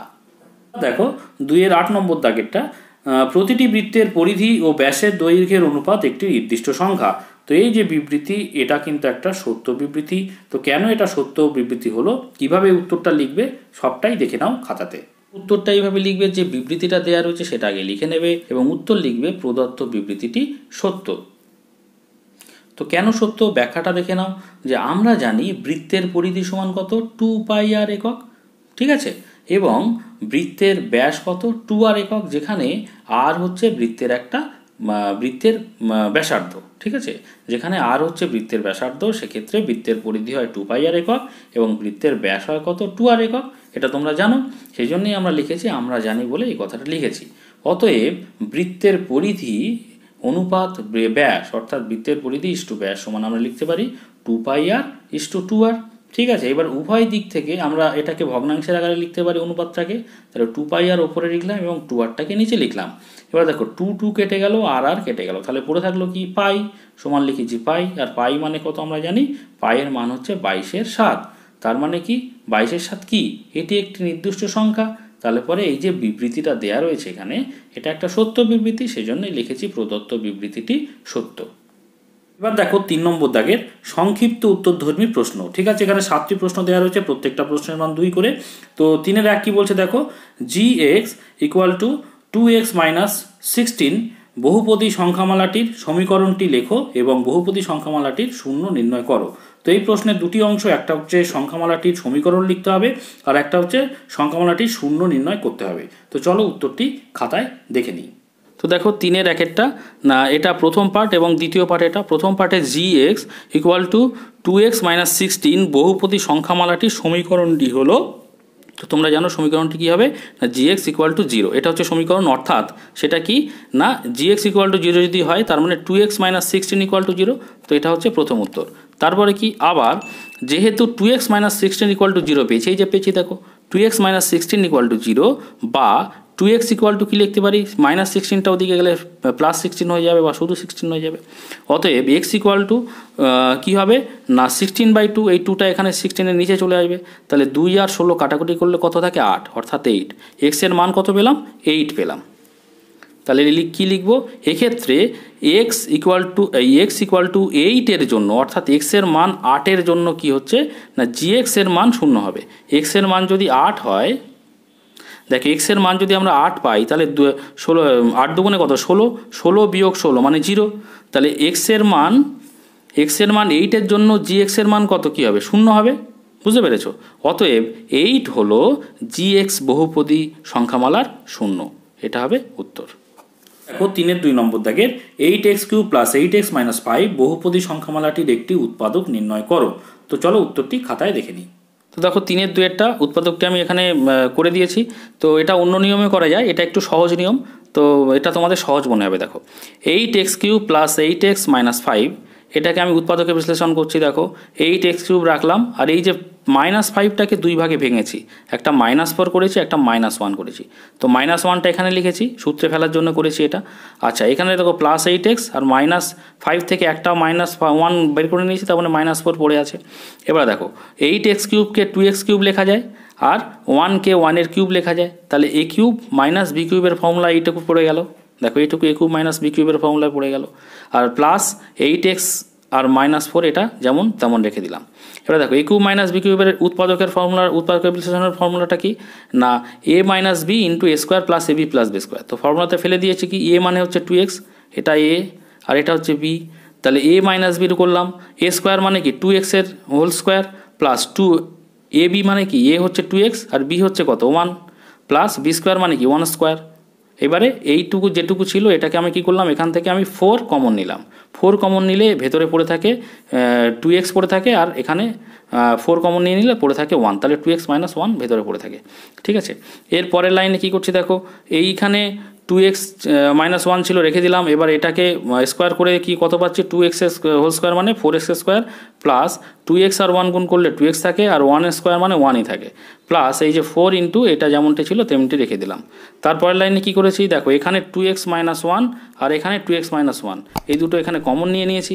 কমন নিলে পড়ে থাকে কি 4x², 2x, 1, আর এই যে 4 এখানে পড়ে রয়েছে, তাহলে +4 এখানে লিখে দিলাম। এইবারে দেখো 2x - 1 এটা, আর এখান থেকে 4x², 2x আর 4 আর 1 যোগ করলে কত হচ্ছে 5। তো এর মধ্যে দেখো আমরা উৎপাদক পেলাম, একটা এটা পেলাম আর একটা এটা পেলাম। তো আমাদের একটি উৎপাদক লিখতে বলেছে, এটাকে তো আর কোনো মতে ভাঙাই যাবে না, এটা ভাঙা যেতেও পারে নাও পারে, তো আর দেখার দরকার নেই, এটা যেহেতু ভাঙা যাবে না এটাই লিখে দিই। তো দেখো কী লিখলাম, অতএব 8x³ + 8x - 5 বহুপদী সংখ্যামালাটির একটি উৎপাদক হচ্ছে 2x। এটা হচ্ছে অ্যান্সার। দেখো 3-এর 3 নম্বর দাগের -2 -2 এবং 4 6 বিন্দু দুটির মধ্যে দূরত্ব নির্ণয় করো।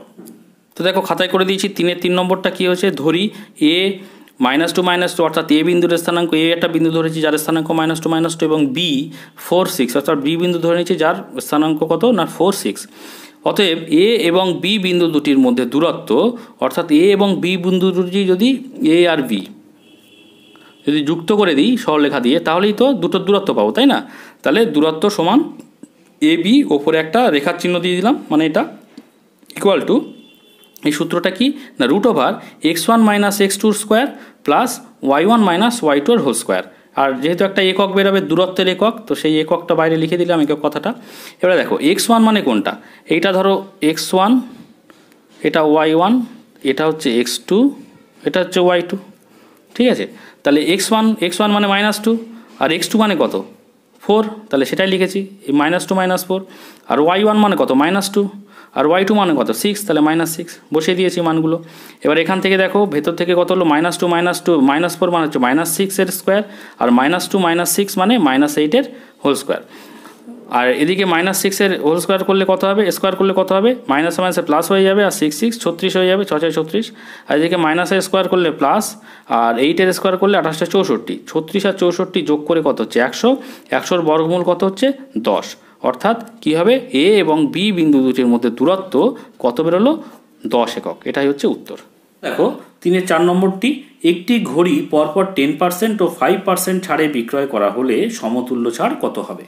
প্রশ্নটি ছিল, সেই প্রশ্নটি আমরা লিখে নিয়েছি। তো দেখো উত্তর দিচ্ছি। তো এখানে ধরি ঘড়িটির ক্রয় মূল্য হচ্ছে 100 টাকা, আমরা সমতুল্য ছাড় বার করব, সেই জন্য ঘড়িটির ক্রয় মূল্য ধরে নিচ্ছি 100 টাকা। 100 টাকার উপরেই আমাদের বের করতে হবে। তো এবারে দেখো 100 টাকার উপরে প্রথমে 10% ছাড়, তারপরে যে টাকা আসবে তার উপর আবার 5% ছাড়ে বিক্রয় করছি। তাহলে পরে কি লিখেছি, 100 টাকার 10% ছাড় দিলে ঘড়িটির দাম হয়, দেখো 100 থেকে 10% মানে 100 টাকার উপরে 10% মানে 10 টাকা ছাড়, তাহলে 100 থেকে 10 টাকা বাদ দিয়ে দিচ্ছি, অর্থাৎ ঘড়ির দাম হচ্ছে কত 90 টাকা, 10 টাকা ছাড়। বুঝতে পারলে? এবারে যে 90 টাকা দাম হলো তার উপরে আবার কত সেকেন্ডবার কত ছাড় দিচ্ছে না 5% ছাড় দিচ্ছে। তাহলে পরে এখানে লিখেছি দেখো 90 টাকার 5% ছাড় দিলে ঘড়িটির দাম হয় সমান 90 টাকা তো দাম ছিল, তাহলে 90 থেকে বিয়োগ করছি 90 টাকার 5% অর্থাৎ 5/100। বুঝতে পারলে?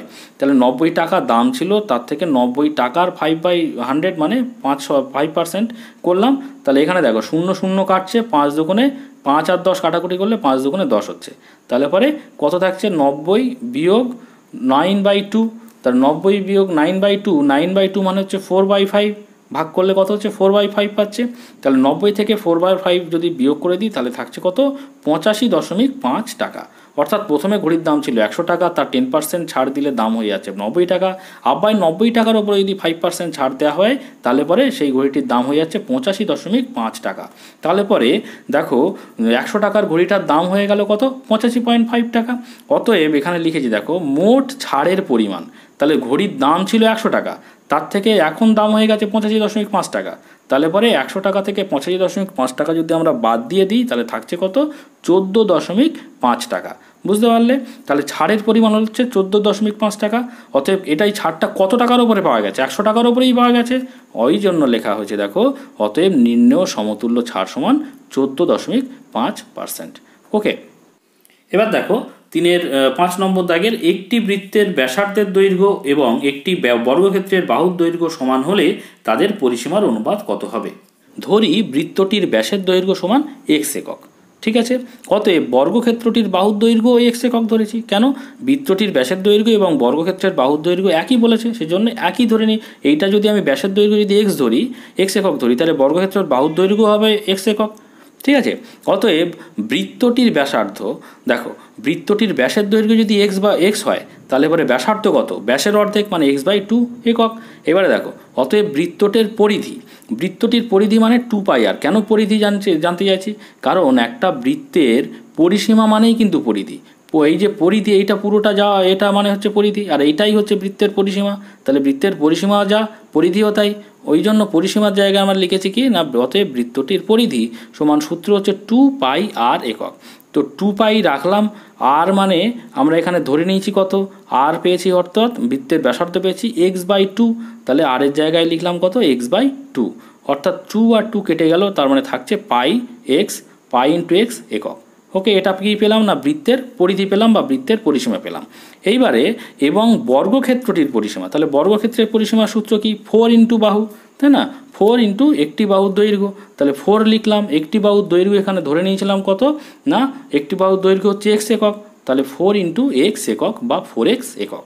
অতএব বৃত্ত ও বর্গক্ষেত্রের পরিসীমার অনুপাত, তাহলে বৃত্তের পরিধি বা পরিসীমা কত পেলাম, π/x, তাহলে π × x, এবং বর্গক্ষেত্রের পরিসীমা কত পেলাম, এই যে 4x, তাহলে /4x। এটাই তো অনুপাত, বৃত্ত এবং বর্গক্ষেত্রের পরিধির অনুপাত, পরিসীমার অনুপাত আমরা এইভাবে লিখলাম। এবারে দেখো, এক্ষেত্রে উভয় দিকে অনুপাতের উভয় দিকে x আর x রয়েছে, কেটে দিতে পারি, তাহলে থাকছে π আর 4। তাহলে পায়ের মান আমরা জানি 22-এর 7 লিখলাম, এদিকে থাকছে 4। দেখো এখানে 22-এর 7 এখানে যদি আমরা 7 দিয়ে গুণ করি, তাহলে 7 কেটে যায়, ঠিক আছে, তাহলে 7 কেটে গেলে শুধু 22 পড়ে থাকে। আবার এখানে 7 দিয়ে গুণ করা মানে এখানেও 7 দিয়ে গুণ, মানে 4 কত, 28 হয়, বুঝতে পারলে? তো এটা বোঝানোর জন্য আমি একটুখানি আঁটলাম, এটা কেটে দিলাম আবার। আচ্ছা, 22/28, 22:28 হয়ে গেল। তার মানে এখানে আবার যদি 2 দিয়ে আমরা যদি কাটাকুটি করি বা ভাগ করি, তাহলে কী হচ্ছে, 11 দুগুণে 22 আর 14 দুগুণে 28। তাহলে আমরা অনুপাত কত পেলাম, 11:14। তাহলে বৃত্ত ও বর্গক্ষেত্রের পরিসীমার অনুপাত দাঁড়ালো কত, 11:14। এটাই হচ্ছে উত্তর। ও 3-এর 6 নম্বর দাগেরটা কি বলছে, 10টি পেনের ক্রয় মূল্য 8টি পেনের বিক্রয় মূল্যের সমান হলে শতকরা লাভ নির্ণয় করো। দেখো আমি কালো কালি দিয়ে কি করেছি না, প্রশ্নটি লিখে নিয়েছি, ঠিক আছে। এবার নীল কালি দিয়ে উত্তরটি লিখছে। দেখো, ধরি একটি পেনের ক্রয় মূল্য সমান x টাকা, ঠিক আছে। অতএব 10টি পেনের ক্রয় মূল্য সমান কত, একটি পেনের দাম যদি x টাকা হয়, তাহলে 10টি পেনের ক্রয় মূল্য কত, 10 × x টাকা সমান 10x টাকা, ঠিক আছে। তাহলে 10টি পেনের ক্রয় মূল্য পেয়ে গেলাম। এইবারে এই যে 10টি পেনের ক্রয় মূল্য হচ্ছে 10x টাকা, এটা সমানে কি বলেছে না, 8টি পেনের বিক্রয় মূল্য। 10টি পেনের ক্রয় মূল্য যা হবে, 8টি পেনের বিক্রয় মূল্য তাই হবে, তার সমান হবে, তাই না। তাহলে 10টি পেনের ক্রয় মূল্য যদি 10x টাকা হয়, অতএব প্রশ্নানুযায়ী আমি লিখতে পারি যে 8টি পেনের বিক্রয় মূল্য সমান 10x টাকা, কারণ ক্রয় মূল্য 10টি পেনের ক্রয় মূল্য যা, 8টি পেনের বিক্রয় মূল্য তাই, সেই জন্যই প্রশ্নানুযায়ী 8টি পেনের বিক্রয় মূল্য সমান 10x টাকা লিখেছি, ঠিক আছে। অতএব 8টি পেনের বিক্রয় মূল্য যদি 10x টাকা হয়, অতএব একটি পেনের বিক্রয় মূল্য সমান কত, ঐকিক নিয়ম অনুযায়ী এখানে কমেছে মানে এখানেও কমবে, অর্থাৎ ভাগ হয়ে যাবে। তাহলে 10x এর নিচে কি হয়ে যাবে, 8 চলে আসবে। এবারে 10 এবং 8 কাটাকুটি করলে 2 দিয়ে কি হবে না, উপরে থাকছে 5 এবং নিচে থাকছে কত, 4। তাহলে থাকছে কত, 5x/4 টাকা, ঠিক আছে। তো এটা আমরা কি পেলাম না, একটি পেনের বিক্রয় মূল্য পেলাম। তাহলে একটি পেনের ক্রয় মূল্য ছিল x টাকা এবং বিক্রয় মূল্য পেলাম কত, 5x/4 টাকা। তাহলে আমরা লিখতে পারি, অতএব একটি পেনের থেকে লাভ হয়, লাভ মানে কি, বিক্রয় মূল্য থেকে ক্রয় মূল্যটা বিয়োগ করলে আমরা লাভ পাই। তাহলে বিক্রয় মূল্য হচ্ছে 5x/4 টাকা আর x টাকা হচ্ছে ক্রয় মূল্য, তাহলে ক্রয় মূল্যটা বাদ দিয়ে দিচ্ছি x টাকা, ঠিক আছে। তাহলে 5x/4 - x টাকা বাদ দিলে এখানে আমরা ভগ্নাংশের যোগ বিয়োগ করেছি। দেখো 4টা হচ্ছে কি লসাগু, তাহলে উপরে পড়ে থাকছে 5x, আর এখানে x এর নিচে কিছু নেই মানে 1 আছে, তাহলে 4-এর সঙ্গে x এর গুণ হয়ে যাবে, 4x হচ্ছে। তাহলে 5x - 4x মানে উপরে থাকছে x আর নিচে থাকছে 4, তাহলে x/4 টাকা। অতএব কি পেলাম, একটি পেনের থেকে লাভ হচ্ছে কত, x + 4 টাকা। এবারে দেখো, অতএব শতকরা লাভ, দেখো ক্রয় মূল্য ছিল কত, x টাকা, তাহলে ক্রয় মূল্য যদি x টাকা হয়, তাতে লাভ হচ্ছে কত, x/4 টাকা। তাহলে x টাকার উপরে লাভ হয় x/4 টাকা, 100 টাকায় কত, তাই না। আমরা এইভাবে করি যে ক্রয় মূল্য x টাকা, তার মধ্যে লাভ হয়েছে x/4 টাকা, × 100 দিয়ে যদি গুণ করি, তাহলে পরে আমরা শতকরা লাভ পেয়ে যাই, তাই না। 100 দিয়ে শতকরা মানে 100 টাকায়, ওই জন্য 100 দিয়ে গুণ। এবারে দেখো x এর নিচে কিছু নেই মানে কত, 1 আছে, তাহলে x/4 এই x-টাকে উল্টে দিলে 1/x থাকে, আর ইন্টু এই 100টা তো এখানে ছিলই। তাহলে দেখো x আর x কেটে গেল, 4 আর 100 কাটাকুটি করলে কত হচ্ছে, 4 × 25 = 100, তাহলে সমান 25 টাকা। সুতরাং আমরা কি বলতে পারি না, অতএব শতকরা লাভ সমান হচ্ছে 25 টাকা। তিনের 7 নম্বরটি কি বলছে, এখানে একটা চিত্র দেওয়া রয়েছে। চিত্রে এ বি সি ত্রিভুজাকার ক্ষেত্রের ক্ষেত্রফল বলছে 96 বর্গমিটার। তো এটা এই পুরো ক্ষেত্রফল হচ্ছে 96 বর্গমিটার এবং ভূমি বিসি সমান 20 মিটার। এই যে ভূমি বিসি এটা হচ্ছে 20 মিটার বলে দিয়েছে। হলে ত্রিভুজটির উচ্চতা এইচ মিটার নির্ণয় করো। উচ্চতা হচ্ছে এডি বা এইচ মিটার, এইটা কিন্তু নির্ণয় করতে হবে। তো চলো আমরা দেখে নিই। ত্রিভুজ এবিসি এর ভূমি বিসি সমান 20 মিটার বলে দিয়েছে এবং উচ্চতা সমান এইচ মিটার বলে দিয়েছে। অতএব শর্তানুযায়ী আমরা কি লিখছি দেখো, আমরা জানি ত্রিভুজের ক্ষেত্রফলের সূত্র কি না, হাফ ইন্টু ভূমি ইন্টু উচ্চতা। শর্তানুযায়ী হাফ ইন্টু ভূমি যেহেতু 20 বলে দিয়েছে, ভূমির জায়গায় আমরা 20 লিখলাম, ইন্টু উচ্চতা কত এখানে এইচ, তাহলে এইচ, তাহলে হাফ ইন্টু 20 ইন্টু এইচ অর্থাৎ উচ্চতা সমান 96 কি ছিল না ক্ষেত্রফল ছিল। তাহলে এইটা সমান এইটা লিখতে পারি শর্তানুযায়ী। অতএব দেখো এই হাফ এবং 20 যদি কাটাকুটি করি তাহলে 10 দুগুণে 20, তাহলে বাদিকে থাকছে কি 10 ইন্টু এইচ, আর ডান দিকে তো 96 ছিলই। এবারে 10 হচ্ছে এইচের সঙ্গে গুণের সম্পর্ক রয়েছে, সমান চিহ্নের ওদিকে গেলে কি হবে ভাগ হয়ে যাবে। তো অতএব এইচ সমান কি লিখতে পারি 96 ডিভাইডেড বাই 10। এই 10টা এই নিচে চলে এলো ভাগ হওয়ার জন্য। এবারে দেখো নিচে একের পরে একটা শূন্য রয়েছে, তাহলে পরে এই 96/10 ইকুয়াল টু আমরা কি লিখতে পারি 9.6, কারণ 0.1 ঘর আগে চলে আসবে একটা একের পরে একটা শূন্য থাকার জন্য। অতএব এইচ এর মান আমরা কত পেলাম 9.6। তার মানে অতএব ত্রিভুজটির উচ্চতা হলো 9.6 মিটার। যেহেতু এখানে প্রত্যেকটাই মিটার এককে ছিল, সেই জন্য আমরা এখানে উচ্চতাটা কিসে লিখলাম না 96 মিটার লিখলাম। দেখো 4 নম্বর দাগের 4-এর 1 কি বলছে, যুক্তি দিয়ে প্রমাণ করো যে কোনো চতুর্ভুজের একজোড়া বিপরীত বাহু সমান ও সমান্তরাল হলে চতুর্ভুজটি সামান্তরিক হবে। তো তোমাদের যে বই আছে অঙ্ক বই তার পৃষ্ঠা নম্বর 87 এবং উপপাদ্য 18 কিন্তু এইটা, ঠিক আছে। এই জায়গাটা আমি দেখে দিচ্ছি। তো দেখো পৃষ্ঠা নম্বর 87, এখানে উপপাদ্য নম্বর 18, এইটাই কিন্তু তোমাদের প্রশ্নে দেওয়া রয়েছে। তো আমি এখানে আর বোঝাচ্ছি না, কারণ বোঝাতে গেলে ভিডিওটি অনেক বড় হয়ে যাবে। তো তোমরা এই উপপাদ্যটি তোমাদের কাছে প্রত্যেকের কাছে বই আছে, তো এখান থেকে লিখে দেবে, ঠিক আছে। তো 4-এর 2 নম্বর দাগের যুক্তি দিয়ে প্রমাণ করো যে কোনো ত্রিভুজের দুটি বাহুর মধ্যবিন্দুদ্বয়ের সংযোজক সরলরেখাংশ তৃতীয় বাহুর সমান্তরাল ও অর্ধেক। তো তোমাদের যে বই আছে তার বইয়ের 124 নম্বর পৃষ্ঠা এবং উপপাদ্য নম্বর 20 কিন্তু এইটা। তো আমি জায়গাটা দেখিয়ে দিচ্ছি, দেখে নাও। তো দেখো 124 নম্বর পেজ, এর উপরে চলে এসো, এখানে দেখো উপপাদ্য নম্বর 20। তো এইটাই কিন্তু প্রশ্নে দেয়া রয়েছে। তো এইটাই আমি আর বোঝাচ্ছি না, এটা বইতে তোমাদের কাছে বই আছে, বই থেকে লিখে দেবে। বোঝাতে গেলে ভিডিওটি অনেক বড় হয়ে যাবে। তো ঠিক আছে, তো দেখে নাও। আমি একটুখানি উপর নিচ করছি এবং আশা করি প্রত্যেকের কাছেই বই আছে, সুতরাং বই থেকে লিখে দিও। দেখো 4-এর 3 নম্বর দাগের কি বলছে, সমদ্বিবাহু ত্রিভুজ অঙ্কন করো যার সমান বাহু দুটির প্রত্যেকটির দৈর্ঘ্য 8 সেন্টিমিটার এবং সমান বাহু দুটির অন্তর্ভুক্ত কোণ 30 ডিগ্রি। ওই ত্রিভুজটির সমান ক্ষেত্রফল বিশিষ্ট একটি আয়তক্ষেত্র অঙ্কন করো।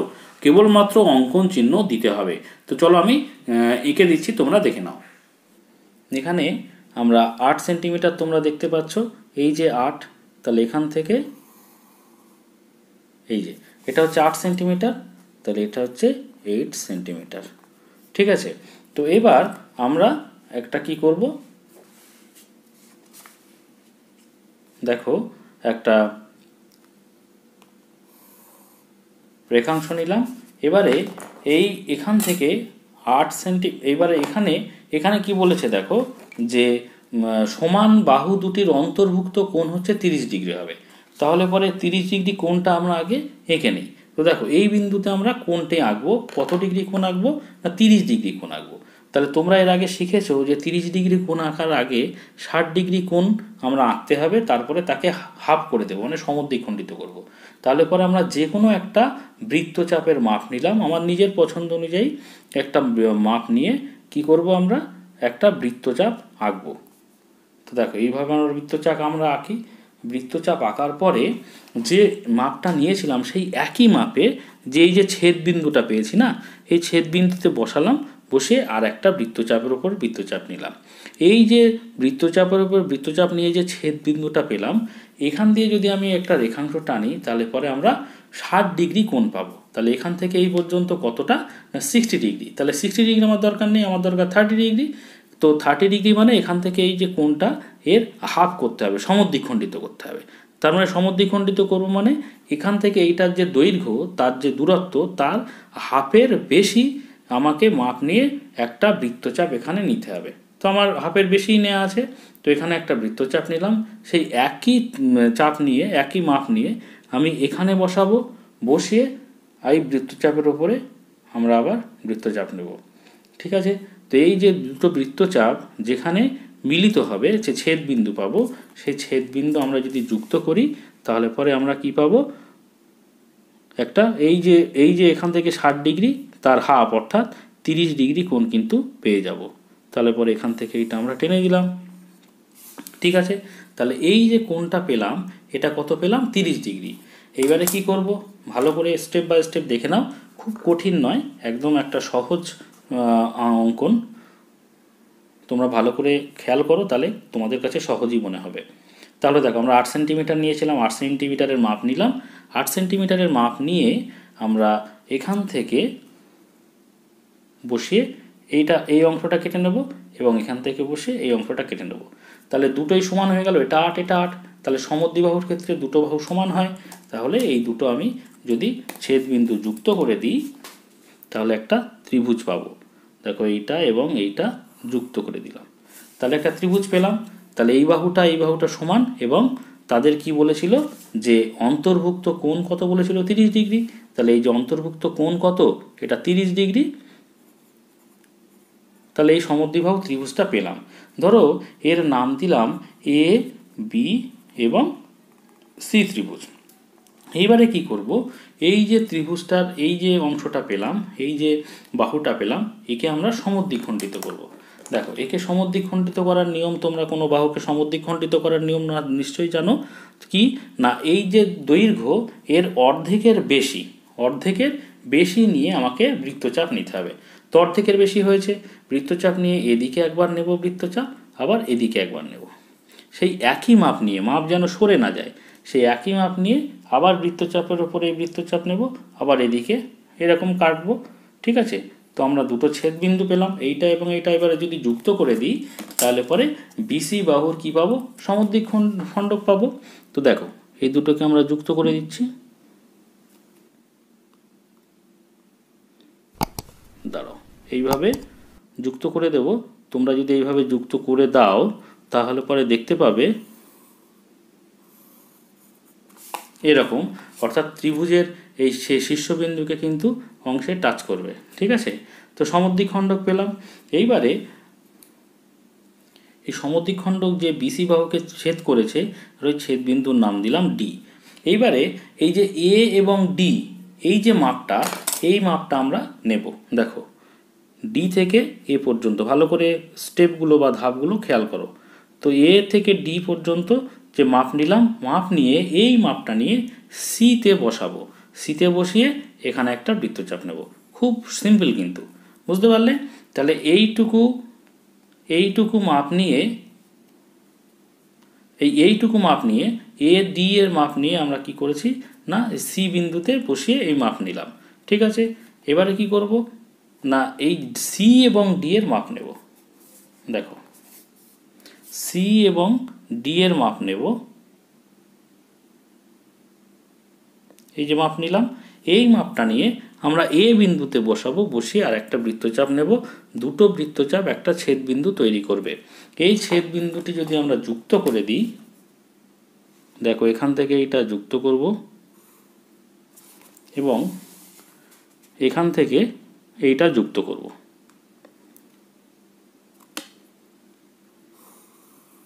এই যদি যুক্ত করে দিলাম, এইটা পেলাম হচ্ছে আয়তক্ষেত্র। ঠিক আছে, এটার নাম দিলাম ধরো ই। ঠিক আছে, তো দেখো এখান থেকে এই যে ত্রিভুজটা ছিল এ বি সি, এই ত্রিভুজটা সমান ক্ষেত্রফল বিশিষ্ট যে আমার আয়তক্ষেত্রটা আঁকতে হবে, সেটা কি পেলাম, এ ডি সিই। তোমরা দেখতে পাচ্ছ এই অংশটুকু বাদ গেল, অর্থাৎ এ ডি বিটা বাদ যদি দিই, সেইটাই দেখো এখানে এই ত্রিভুজটা তৈরি হচ্ছে, অর্থাৎ ই এ সি। বুঝতে পারলে? তাহলে সমান ক্ষেত্রফল বিশিষ্ট দেখেই বোঝা যাচ্ছে। তাহলে শুধুমাত্র অঙ্কন চিহ্নই দিতে বলেছিল, কেবলমাত্র অঙ্কন চিহ্ন দিতে হবে। তো অঙ্কন চিহ্ন আমরা দিয়েছি, তাহলে একটুখানি লিখে দিলেই হয়ে যাবে। কি লিখে দেব দেখে নাও। তো তো দেখো লিখে দিয়েছি, এটাই তোমরা লিখে দেবে। এখানে এবিসি সমদ্বিবাহু ত্রিভুজের সমান ক্ষেত্রফল বিশিষ্ট, দেখো এবিসি সমদ্বিবাহু ত্রিভুজের সমান ক্ষেত্রফল বিশিষ্ট আয়তক্ষেত্র এডিসিই অঙ্কন করলাম, এটুকু লিখে দিলেই হবে। দেখো শেষ অঙ্ক 4 নম্বর দাগেরটি, নিচের পরিসংখ্যা বিভাজন ছকটি পরিসংখ্যা বহুভুজ অঙ্কন করো। তো এখানে একটা ছক দেওয়া রয়েছে। এই ছকের প্রথমে হচ্ছে শ্রেণী 0 থেকে 5, 5 থেকে 10, 10 থেকে 15, 15 থেকে 20, 20 থেকে 25, 25 থেকে 30, এবং পরিসংখ্যা কত আছে 4, 10, 24, 12 এবং 28। তো এই যে একটা ছক দেওয়া রয়েছে, এই ছকের সাহায্যে আমরা কি করব, পরিসংখ্যা বহুভুজ অঙ্কন করব। তো চলো আমরা দেখে নিই। ছক তৈরি করেছি, যেখানে শ্রেণী লিখেছি পরপর যেটা দেয়া ছিল, শ্রেণী মধ্যমান লিখেছি, তো আর পরিসংখ্যাগুলো লিখে নিয়েছি। তো শ্রেণী মধ্যমান কিভাবে পাই না, নিম্নসীমা এবং ঊর্ধ্বসীমার শ্রেণীর যে নিম্নসীমা ঊর্ধ্বসীমাকে যোগ করে দিয়ে 2 দিয়ে ভাগ করলে আমরা মধ্যমান পাই। যেমন 5কে 2 দিয়ে ভাগ করলে 0 আর 5 যোগ করলে 5ই থাকে, 5কে 2 দিয়ে ভাগ করলে 2.5 হয়। আবার 5 + 10 করলে কত হয় 15, 15কে 2 দিয়ে ভাগ করলে কত হয় 7.5। এইভাবে নির্ণয় করেছি সবগুলো, তোমরা দেখে নিও, ঠিক আছে। এবারে আমরা নিচে লিখছি, দেখো এই লেখাটা ভালো করে খেয়াল করো, তোমরা লিখে নেবে এইভাবে, x অক্ষ বরাবর ক্ষুদ্রতম বর্গক্ষেত্রের 2টি বাহু সমান 1 একক এবং y অক্ষ বরাবর ক্ষুদ্রতম বর্গক্ষেত্রের 2টি বাহু সমান 1 একক ধরলাম। এখন পরিসংখ্যা বহুভুজ অঙ্কন করার জন্য প্রথম শ্রেণীর ঠিক আগের শ্রেণী -5 থেকে 0 এবং শেষ শ্রেণীর ঠিক পরের একটি শ্রেণী 30 থেকে 35 নিলাম। এই দুই শ্রেণীর পরিসংখ্যা হবে 0, ব্র্যাকেটে 0টা লিখে দিলাম। ছক কাগজে প্রত্যেক শ্রেণী মধ্যমানকে ভুজ এবং শ্রেণী পরিসংখ্যাকে কোটি ধরে -2.50, 2.54, 7.5, 10, 12.5, 24, 17.5, কারণ এগুলো সব মধ্যমান বেরিয়েছে, 17.5, 12, 22.5, 20, 27.5, 8 এবং 32.50 বিন্দুগুলি স্থাপন করলাম এবং বিন্দুগুলি পরপর রেখাংশ দ্বারা যুক্ত করে ABCDEFG পরিসংখ্যা বহুভুজটি অঙ্কন করলাম। তো এটা তোমরা লিখে নেবে, আমি পরিসংখ্যা বহুভুজটি এবার দেখাচ্ছি। তো দেখো এটা একটা ছক কাগজ। তো এখানে প্রথমেই লিখে নিয়েছি কি না, x অক্ষ বরাবর বর্গক্ষেত্রের 2টি বাহু সমান 1 একক এবং y অক্ষ বরাবর বর্গক্ষেত্রের 2টি বাহু সমান 1 একক ধরা আছে, ঠিক আছে। তো দেখো এই ছক কাগজে এটা হচ্ছে x অ্যাক্সিস, এটা হচ্ছে y অ্যাক্সিস, এটা হচ্ছে ভুজ, এটা হচ্ছে কোটি। তো ভুজের দিকে আমি কি লিখে নিয়েছিলাম না শ্রেণী মধ্যমান, এবং কোটির দিকে কি না পরিসংখ্যা, এইভাবে লিখে নেবে। এবং যেহেতু আমার এই জায়গাটা বেশি দরকার, ওই জন্য বাঁ দিক ঘেঁষে কিন্তু এইগুলো টানা হয়েছে, ঠিক আছে। এটা হচ্ছে 0, 0, 0 অর্থাৎ ও। তো এটা হচ্ছে x ডট, এটা হচ্ছে y, আর নিচে হচ্ছে y ডট, এবং এটা হচ্ছে ও। আর দেখো এখানে প্রত্যেকটা দুটো ঘর সমান 1 একক ধরেছি বলেছি।